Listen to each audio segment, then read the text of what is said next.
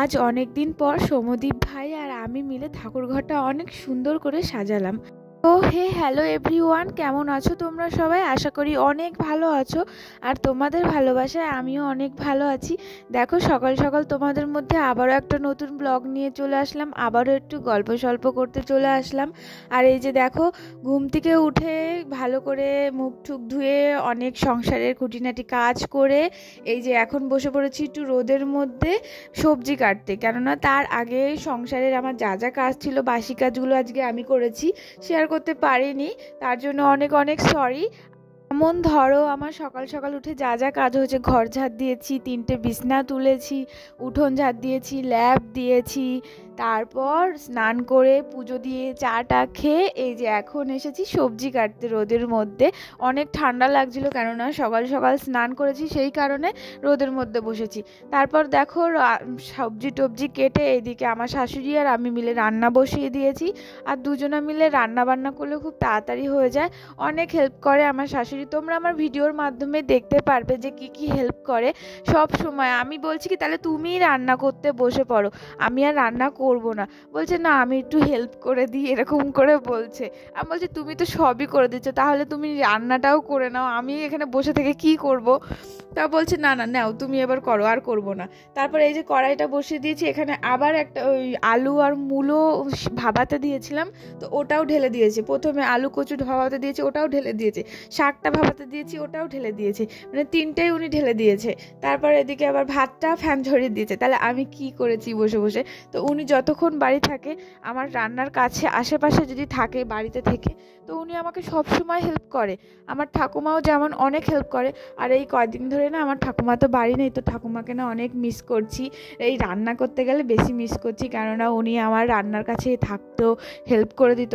আমি কখনো কখনো কাজ টাজ করে বাইরে গিয়ে দেখি সবজি টবজি কাটা হয়ে গেছে, সেই কারণে একটু বেশি মিস করছি। অনেক হেল্প করে দিচ্ছে, সারাদিন বসে বসে গল্প করতাম সেই জন্য। তো ঠাকুমা, তুমি তাড়াতাড়ি বাড়ি চলে আসো, আমার আর ভালো লাগছে না। তো যাই হোক, ঠাকুমাও চলে আসবে, আর বেশি দিন থাকবে না। আর এই যে দেখো, এখানে আমরা দুজনে মিলে রান্না বান্না করে নিচ্ছিলাম, আর আমি খারাপ বসেই রয়েছি ওখানে। আর সব আমার শাশুড়ি করছে, তোমরা দেখতেই পাচ্ছ। তো আমরা প্রচুর প্রচুর মিলেমিশে থাকার চেষ্টা করি, সেই কারণে অতটা সমস্যা হয় না। তারপর এদিকে রান্না করতে করতে আমি আর আমার শাশুড়ি মিলে গল্প করছিলাম।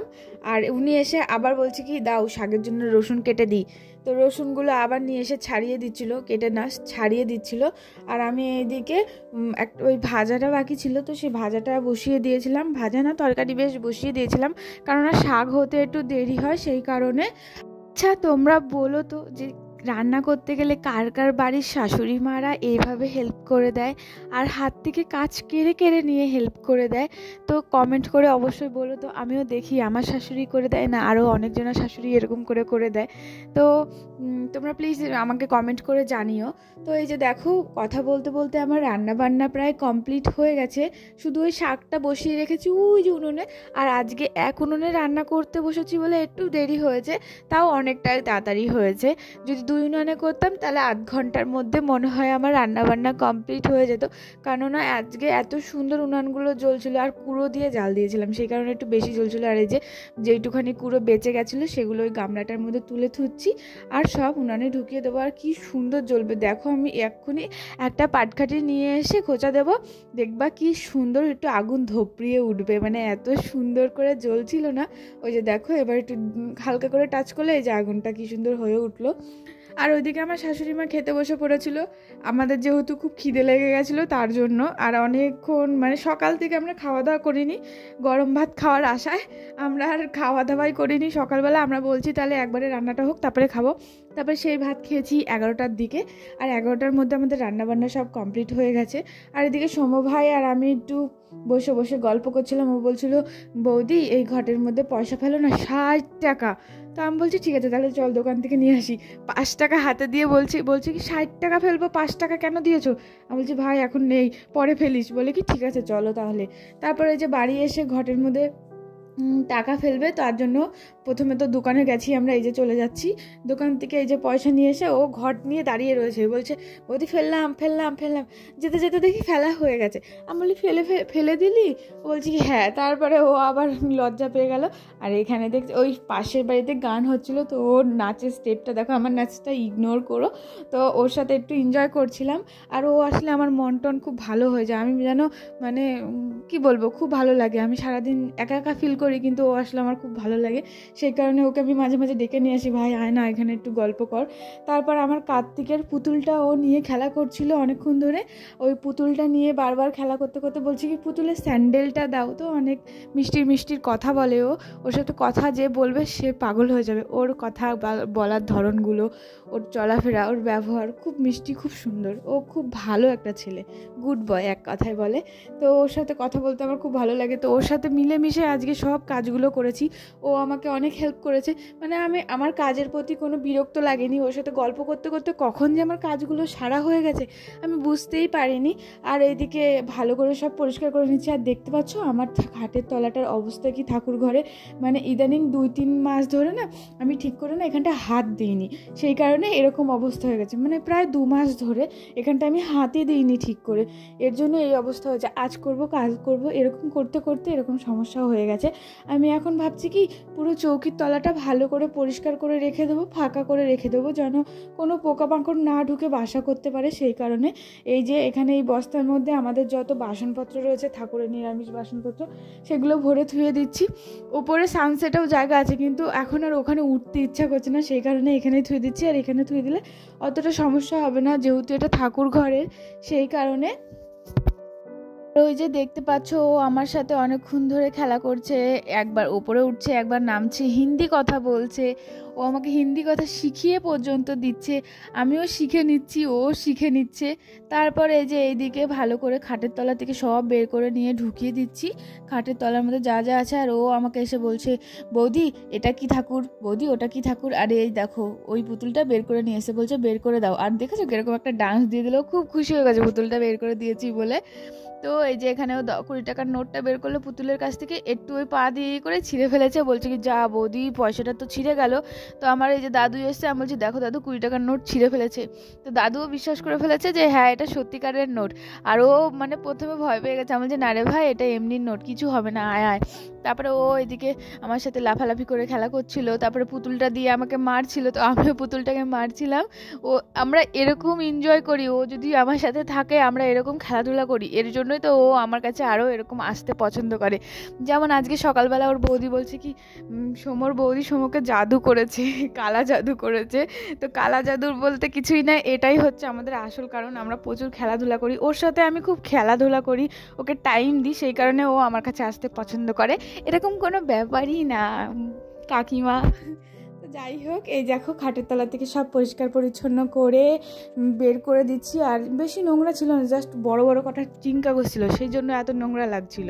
তো ওগুলো একটা গামলার মধ্যে ভালোভাবে তুলে থুয়ে ধুলো টুলো যা আছে সব ভালো করে ঝাড় দিয়ে নিচ্ছি। আর ওইদিকে তো ও খেলা করছে সমানে। তারপরে এখানে ধুলো উঠছিলো বলে আমি বলছি ভাই তুই আমার ঘরে গিয়ে বস। বলছে চলো তাহলে লাইট চালিয়ে দেবা, ফ্যান চালিয়ে দেবা, তারপরে গিয়ে আমি বসবো। আমার শাশুড়ি বলছে কী রে তুই এত গরম ঠান্ডার মধ্যে ফ্যান চালাবি? তারপরে ও বলছে কি না না থাক তাহলে চালাবো না, শুধু লাইটটাই জ্বালিয়ে দাও। তারপরে লাইটটাও জ্বালাইনি, ও বসে বসে খেলা করছিলো একা একাই খাটের মধ্যে বসে বসে। আর আমার ওই বোর্ডের স্টিকারগুলো বলছে বৌদি এগুলো তুললে কি কোনো সমস্যা হবে? আমি বলছি না না কোনো সমস্যা হবে না। তারপরে এই যে এইদিকে ভালো করে লেপটা তোষকটা ঝেড়ে ঝুড়ে ভালো করে পেতে দিলাম, পেতে দিয়ে বেড কাভারটাও পেতে দিয়ে সুন্দর করে রেখে দিচ্ছি। আর এরপর চলে যাব নিচের কাজগুলো ভালো করে যা যা ঝাড় দিয়ে নিয়েছি চৌকির তলাটা, তো এরপর যা যা রাখার ওখানে রেখে দিয়ে ভালো করে এখানটা ঝাড় দিয়ে নেব। দেখো একে একে সব কাজ তো করে ফেলছি। আর ও এসে বলছে বৌদি বাবা আমার জন্য এই খাবারটা এনে দিয়েছে ডাল চানাচুর, এটা একটু ভালো করে প্যাকেটটা ছিঁড়ে দাও না। তো ওটা ছিঁড়ে দিলাম, ও নিয়ে আমার ঘরে চলে এসছে, ঘরে বসে বসে খাওয়া দাওয়া করছিল। আর এদিকে আমি একে একে সব কাজ তো করেই ফেলছি, তোমরা দেখতেই পাচ্ছ। তাহলে এবার সবগুলো ভালো করে ঝাড় দিয়ে বাইরে বের করে দিই নোংরাগুলো, যেহেতু এখানটায় অনেকক্ষণ ধরেই বসে রয়েছি, তোমাদেরও একই জিনিস দেখতে হয়তো ভালো লাগবে না। তো চলো এখানটায় ঝাড় দিয়ে দিই, ঝাড় দিয়ে সব নোংরাগুলো বের করে দিই। আর যা যা ছিল সব হালকা করে চৌকির তলায় ঢুকিয়ে রেখে দিলাম, ওগুলো বের করে ফেলবো একটু পরে। এখন জাস্ট একটু ঝাড় দেওয়ার জন্য তো এই যে এই দিকটা আমার প্রায় ঝাড় দেওয়া হয়ে গেছে, এবার ওই দিকটা ভালো করে ঝাড় দিয়ে বেরিয়ে পড়ি। আর কোনো একদিন দেখি ঠাকুরের এগুলো ভালো করে পরিষ্কার করতে হবে, এগুলো একটু নোংরা নোংরা হয়েছে, অনেক দিন হয়েছে। তারপরে এখানে কটা জামা কাপড় ছিল, এগুলো ভাঁজ করে নিয়ে এই যে একবারে চলে এসেছি বাইরে ঝাড় দিতে। আর ওখানটায় না ক্যামেরা অফ হয়ে গেছিলো, তাই তোমাদেরকে দেখাতে পারলাম না, তার জন্য সরি। তো এই যে এখানে বাইরে ঝাড় দিয়ে নিচ্ছি। আর ওইদিকে দাদু ঠাম্মা না, সরি ঠাম্মা তো নেই, মা দাদুকে স্নান টান করে দিয়ে চেঞ্জ করিয়ে দিচ্ছিল। তো ওটা ইগনোর করবা, তোমরা কেউ তাকাবা না ওইদিকে, তোমরা যদি তাকাও তাহলে ভাববো তোমরা ভালো না। তো যাই হোক, এখানে আমার কিছু করার নেই। তো এই যে এইদিকে আমি ভালো করে বারান্দা টারান্দা ঝাড় দিয়ে নিচ্ছি, এরপর উঠুন টুঠুন ঝাড় দিয়ে নেব। আর দেখেছো হাতের স্পিড কত, এরকম স্পিডে যদি আমি সত্যি রিয়েল লাইফে কাজ করতাম তাহলে মনে হয় আমার কাজ 1 মিনিটে অল কমপ্লিট হয়ে যেত। এই ভিডিওটা যত মিনিট তত মিনিটে আমার কাজ অল কমপ্লিট হয়ে যেত। তো এই যে তারপর ঘরটা ভালো করে ঝাড় দিয়ে একদম একটু রেস্ট নিয়ে বিকেলে চলে এসেছি, এটা না বিকেলের কাজ। তো বিকেলে চলে এসেছি, ভালো করে জামা কাপড়গুলো তুলে নেবো, যেটা যেটা শুকিয়েছে সেটা তুলে নেবো, যেটা যেটা ভেজে সেটা একটু ভালো করে সরিয়ে নড়িয়ে মেলে দিয়ে দেবো। তো এটা একটু শুকিয়েছে, তাই সেই কারণে এটা নিয়ে এসেছি, এটা নিয়ে এসে ভালো করে একটু ভাঁজ করে নিচ্ছি, নিয়ে এরপর উঠোন টুটুন ঝাড় দেবো। তো আর এই কাপড় টাপড় আমি এরকম করে কাপড় টাপড় তুলে না ভাঁজ করেই একবারে তুলি, সেটা আর কি মানে রেখে দিই না। তো সেই কারণে এই যে যা যা ভিজা রয়েছে সেগুলো একটু সরিয়ে নড়িয়ে মেলে দিয়ে দিলাম। আর এরপর চলে যাব ঘরটার সামনেটা একটু ঝাড় দিয়ে নেবো ঝাঁটা দিয়ে, কারণ যেহেতু এটা বিকালের, আমি যখন ঝাড় দিয়েছি সেটা দুপুরে ছিল। আর এই প্যান্টগুলো ছিল কাকুর, তো এটা একটু উল্টে দিচ্ছিলাম, অনেকটা রোদ ছিল সেই কারণে। আর এই কম্বলটা জানি না কাদের, কিন্তু আমার চোখের সামনে ছিল, তো আমি এটা মেলে দিয়ে নিলাম। আর এই যে এইদিকে ভালো করে সেই সকালবেলা ঝাড় দিয়েছি যেহেতু, সে কারণে এই যে দুপুরবেলাও একটু ঝাঁটা দিয়ে ঝাড় দিয়ে নিলাম। এরপর ওই দিককার উঠোনটা ঝাড় দিয়ে দেবো। আর ওখানে ঠাম্মা রয়েছে, সবাই রয়েছে। আর এই যে ভালো করে ঝাড় দিয়ে নিচ্ছি, দাদু আমার সাথে গল্প করছিল। তারপর এইখান দিয়ে আমি ঝাড় দিচ্ছি। আর ওই দেখো ওই লোকটা ওখানে দেখতে পাচ্ছ, ওই লোকটা বলছে কি ভিডিও চলছে? তারপর আমি বলছি কি হ্যাঁ ভিডিও চলছে, তো উনি হাসছিল। তো এই যে এখানে বলতে বলতে আমার উঠোন ঝাড় দেওয়া হয়ে গেছে, এখানে ঝাড় দিয়ে ওই যে আমাদের দোকান ঘরের সামনে তোমরা দেখতে পাচ্ছ, তো ওই দোকান ঘরের ওখানটাও ঝাড় দিতে যেতে হবে। তারপরে আমার বিকেলের কাজ শেষ হয়ে যাবে, জামা কাপড় তোলা, ঘর বারান্দা ঝাড় দেওয়া আর ওই দোকান ঘরটা ঝাড় দেওয়া। তো এই কটাই আমার বিকালের কাজ থাকে, এর বেশি আর অতটা কাজ থাকে না। তারপর এই যে এইদিকে আমার ঝাড় দেওয়া হয়ে গেছে, এরপর একটু বিকেলবেলা দেখি বসে থাকি। এই যে একটু বসতে চলে এসেছি। আর ওখানে ঠাম্মা বসে বসে আমার সাথে গল্প করছিল। আর ঠাম্মা না ক্যামেরার সামনে আসতে লজ্জা পায়, উনি বলে কি আমাকে ক্যামেরার মধ্যে নেবে না, সেই কারণে ওনাকে নিয়ে উনি ওখানে বসেছিল। আর আমি ঠাম্মা বসে বসে গল্প করছিলাম। গল্প বলতে ঠাম্মার মতন ফোন ঘাটছিল, আবার একটু গল্প করছিল, আমিও আমার মতন ফোন ঘাটছিলাম, আবার একটু গল্প করছিলাম। তো ভিডিওটা আজকে এখানেই শেষ করেছি। কেমন হয়েছে অবশ্যই বলো, ভালো লাগলে একটা লাইক কমেন্ট শেয়ার সাবস্ক্রাইব করে আমার পাশে থেকো। তো টাটা বন্ধুরা, অনেক অনেক অনেক ভালো থেকো। এই শীতের মধ্যে সবাইকে দেখাশোনা করে রেখো, নিজে খেয়াল রেখো, বড়রা ছোটরা সবাই ভালো থেকো, টাটা।